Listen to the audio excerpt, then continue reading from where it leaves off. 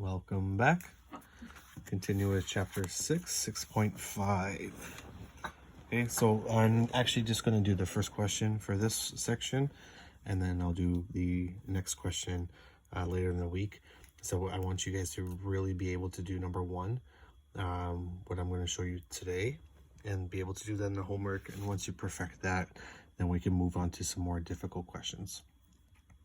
Okay, so finding an equation for a line given the slope and a point.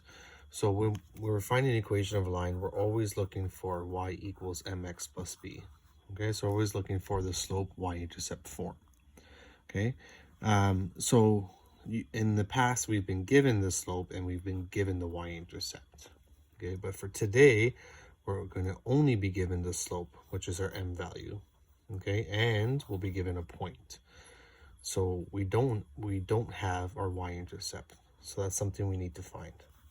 So for this lesson and the next section as well, we're going to break it into 3 steps. So the first step is to find your m, to find your slope.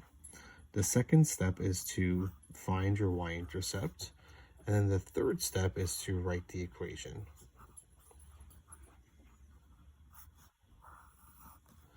Okay, so find the slope, find the y-intercept, and then write the equation.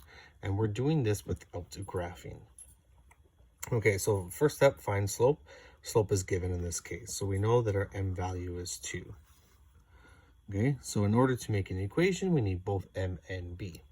So now we're going to find our b value. So y equals mx plus b. We know our m value is 2. And we know we need to find our b value. Okay, so this is where the second part of the question or the information comes into play. So our m value is 2, and now we're passing through the point 2 and 5. So we have to use this point, this information, in order for us to find the b value, the y-intercept. So this point has a 2 and a 5. The 2 represents the x value, and the 5 represents the y value. Okay, so on a point, we do x and then we do a y. So we can substitute the x value into the equation and the y value into the equation so that we could then solve for b. So we're going to substitute the 2 into x, and then we're going to substitute the y, the 5, into y. So we have 5 equals 2 times 2 plus b. Okay, now we solve for b. So we have 2 times 2, which is 4. Okay, we're isolating for b, so we're going to subtract 4 on both sides, and we get an answer of 1. Okay, so now we have our m value is 2. Our y-intercept or b value is 1. So now we write the equation. Y equals 2x plus 1. Okay. Next question. So step 1, find m. Step 2, b value. Step 3, write the equation. Okay, so our slope first, we know is 1/2 or 1/2. So we know that it's given in the question. And now passing through the 0.43. Sorry, find our y-intercept. So we know our m is 1/2. We know we're looking for our b value. The 4 represents our x, and our 3 represents the y.